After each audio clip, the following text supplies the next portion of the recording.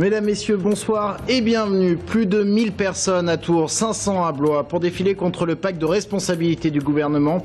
Journée de mobilisation syndicale aujourd'hui. Dernière semaine de campagne pour les candidats aux municipales. Nous verrons qu'à Tours, le discours se durcit à l'égard du maire sortant. Et puis un hélicoptère, dernier cri, muni des dernières technologies.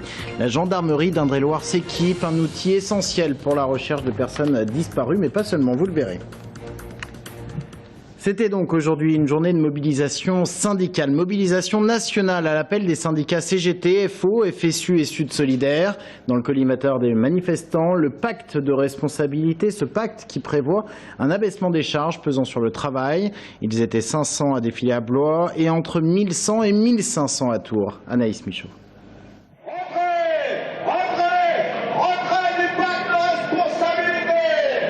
Entre 1100 et 1500 personnes ont battu le pavé ce mardi matin contre le pacte de responsabilité. Ils avaient répondu à l'appel de 4 organisations syndicales, CGT, FO, Sud Solidaire et FSU. Selon elles, ce pacte ne règle rien. Il y a 1,2% de la masse salariale qui va être déduite des frais de production et c'est pas avec 1,2% qu'on va effectivement relancer la compétitivité. Pire, ce pacte pourrait, selon les syndicats, creuser encore l'écart entre salariés d'un côté et patrons et actionnaires de l'autre.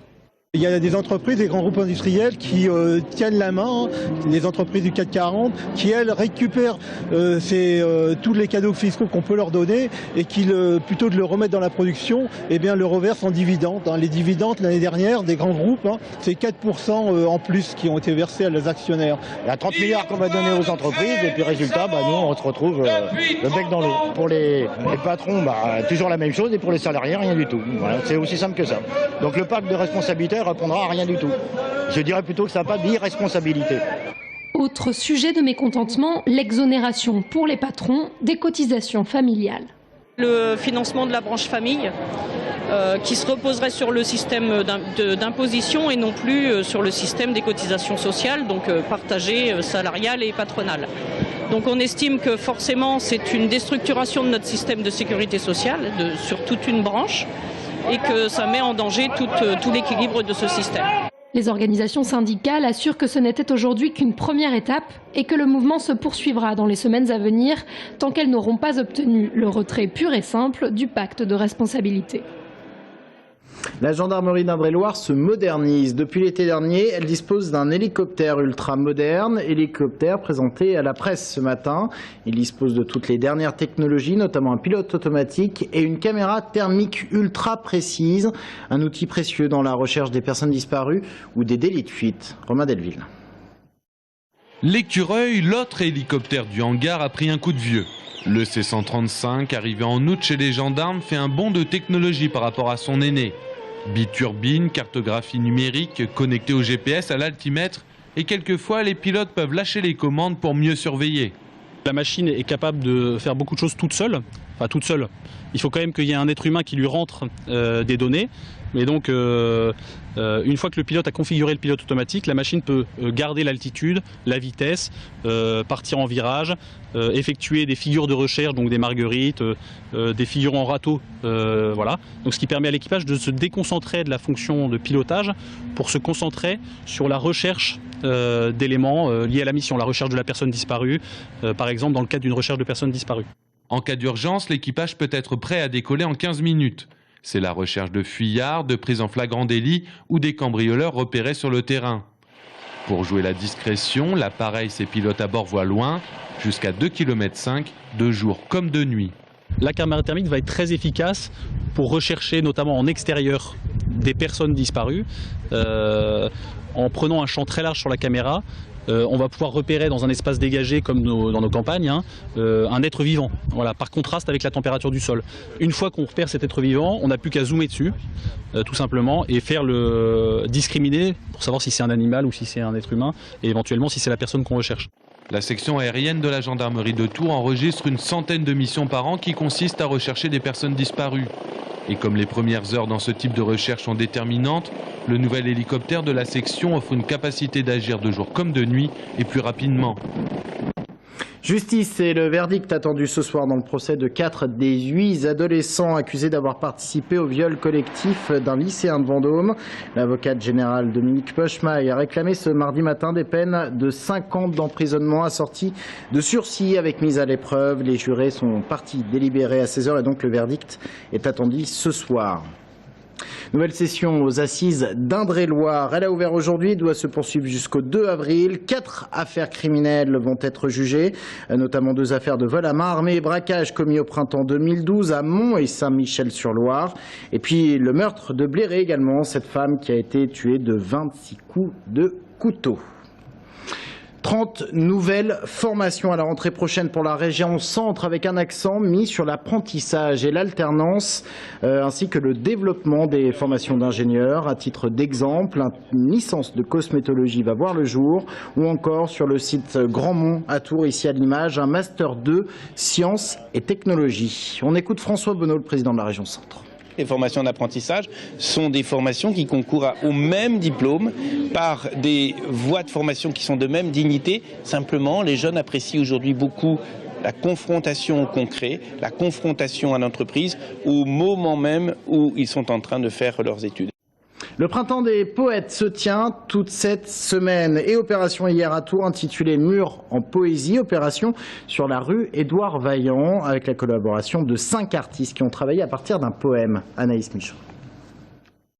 La brume épaissit. Au loin, on entend le bruit de la locomotive rouge sur les rails. C'est la voix des voix qu'on chante au loin. J'entends siffler le train. L'amour est bouquet de violettes donné sur le quai d'une gare à cette coquette jeune femme au chapeau de cerise. Voix des voix, train parti au loin, paysage de la France de mon enfance, c'est la voix des souvenirs. Un homme bleu, casquette bleue et jaune, ticket s'il vous plaît. Et les paysages qui défilent de voix en voix, c'était un petit cheval blanc, tous derrière et lui devant. Et la locomotive rouge siffle dans cette brume épaisse, que la montagne est belle, avec son vol d'hirondelles. La voix des voix, un poème écrit par une personne en difficulté psychiatrique, est sélectionné l'an dernier dans le cadre du concours organisé par la SNCF pour le printemps des poètes. Une invitation au voyage qui a inspiré 5 artistes. Ils ont participé à ce mur en poésie en collant des affiches. Un clin d'œil à Ernest Pignon-Ernest, l'inventeur du street art et parrain de cette édition du printemps des poètes. C'est une super opportunité d'intervenir dans la rue et le fait de laisser une trace dans l'espace public, c'était plutôt motivant et excitant. Donc j'ai préparé une grande affiche que j'ai peinte chez moi, tout en sachant que je réinterviendrai directement sur le mur pour enrichir ce que j'ai fait, mais c'est déjà une préparation qui me permet d'avoir un fond intéressant. L'expérience de peindre sur un mur, je trouve ça vraiment, il y a un sentiment de liberté qui est fort agréable, qui fait beau. Street art et poésie, un parallèle évident pour Marie-Claude Valentin. C'est le côté éphémère, voilà. La poésie c'est quelque chose que l'on lit ou qu'on entend et puis qui nous reste en mémoire. Et bien là aussi ce sont des œuvres éphémères destinées à vivre leur vie maintenant dans la rue. Comme quoi en mars, le collage d'affiches peut être politique ou poétique. On en vient à la politique. 5 jours avant le premier tour des municipales, le ton se durcit du côté des candidats, Challenger notamment. Et à Tours, c'est le maire sortant, Jean Germain, qui en fait les frais. À droite, on le somme de s'expliquer sur les affaires. À gauche, chez les Verts, on réitère les attaques sur le circuit NASCAR. Sabrina Mellout. La situation de cumul des mandats, le coût exact du tramway, le coût par exemple des opérations concernant la Chine. À quelques jours du premier tour, les langues se délient et les attaques se font plus violentes. Mariage chinois, 2 mots que le challenger de Jean Germain n'avait jamais vraiment prononcés jusqu'ici. Mais à 5 jours du verdict des urnes, absolument tout peut peser dans la balance électorale. La situation de cumul des mandats. Il ne suffit pas de dire bah oui, je me présente au maire. Tout le monde a compris ça. On se présente au renouvellement du mandat de maire. Mais est-ce qu'en 2017, définitivement, et il peut annoncer aujourd'hui qu'il abandonnera le Sénat? C'est ça qu'il faut dire au Tourangeau. L'organisation des mariages chinois, elle, reste le sujet favori des colistiers. pourquoi de l'argent public a été mis en œuvre dans les conditions que l'on connaît, pourquoi les contrôles n'ont pas fonctionné, pourquoi il y a eu du favoritisme à l'embauche, pourquoi tout ça a été fait. Jean Germain ne peut pas se présenter devant les élections dimanche prochain sans avoir répondu à ces questions aux Tourangeaux. C'est une question de démocratie et c'est une question de respect des Tourangeaux. C'est l'exercice habituel de cette fin de campagne. J'ai envie de dire, voilà, certains n'ont plus d'autres arguments que de durcir le ton. Chaque candidat y va de son argument. Le candidat d'Europe Écologie Les Verts surfe sur le virage du NASCAR, le coût de sa construction qu'il juge exorbitant. Emmanuel Denis et Colistier préparent ainsi une véritable opération coup de poing. J'ai prévenu la municipalité aujourd'hui, je leur ai demandé de faire cesser les travaux. Je pense qu'il y a eu un dysfonctionnement dans la chaîne d'information et que finalement ils ne savaient pas qu'il fallait geler les travaux. Donc demain matin, on ira constater que les travaux sont terminés, sinon on ira se mettre devant les machines pour arrêter les travaux. Donc demain, vous irez... On ira demain matin à 9 h et on ira, j'espère, constater que les travaux sont arrêtés en attendant les prochaines élections et l'élection d'un nouveau conseil communautaire qui pourra débattre sereinement de la question.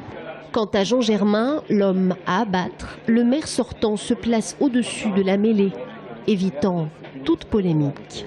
Moi, vous savez, je continue ma campagne avec les Tourangeaux. Je fais une multiplication de réunions d'appartements. Je fais mes réunions thématiques sur la santé, sur les personnes âgées, sur le sport, sur la culture. Je fais des réunions de quartier.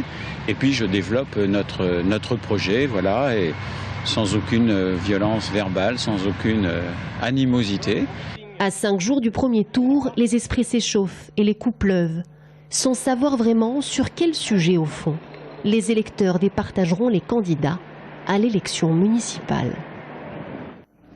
La route Tourangelle, 13e édition, se tiendra au mois d'avril. C'est aujourd'hui que le parcours a été présenté en conférence de presse. 197 km entre Sainte-Maure-de-Touraine et Tours. Bastien Mathieu. Parcours inédit pour cette 13e édition de la route Tourangelle. Le 27 avril prochain, les coureurs s'élanceront de Sainte-Maure-de-Touraine aux alentours de midi pour allier les 197 km. Parmi les nouveautés, quelques bosses qui risquent de faire mal aux jambes, comme la côte de la Fontaine à Marcilly-sur-Vienne. Un parcours qui pourrait avantager une échappée selon le Tourangeau Cyril Lemoine. À 60 km de la fin, on aura le vent un peu de côté, donc il peut avoir des risques de bordure. Et ensuite, après, à 30 km de la fin, on reprend vraiment le vent dans le dos. Donc s'il y a déjà eu pas mal de cassures et des écarts, là on peut garder son capital temps et envisager la victoire dans un petit groupe. Principal objectif de cette 13e édition, mettre en avant la communauté de communes de Sainte-Maure-de-Touraine. Les 13 villages seront ainsi traversés par le peloton. Après avoir acquis le titre de course professionnelle l'année dernière, la route Tourangelle garde son statut cette année. Elle vise même plus loin l'année prochaine. Elle passera dans la catégorie encore au-dessus et fera partie de la Coupe de France. Il faut savoir maintenant, dans la Coupe de France, lorsque vous vous engagez, il faut verser une caution de 3 000 € avec un engagement de 3 ans. Donc, il n'y a pas de souci de ce côté-là en ce qui nous concerne. Et nous verserons les 3 000 € là, au mois de mai, au mois des calendriers. Et nous nous engagerons sur 3 ans, ce qui nous a amené à négocier la plupart de nos partenariats au moins jusqu'en 2017. En attendant, cette 13e édition promet déjà d'être une belle course. 18 équipes sont d'ores déjà inscrites. Parmi elles, on retrouve notamment 3 équipes de l'UCI Pro Tour, soit tout simplement l'élite du cyclisme, la G2R, la Mondiale, la FDJ.fr et la Team Europcar. Restez avec nous dans un instant, nous recevons Jean-Marie Beffara, il est candidat à la mairie de Loches. Nous avions Marc Angenot hier, et bien aujourd'hui c'est Jean-Marie Beffara, c'est dans un instant.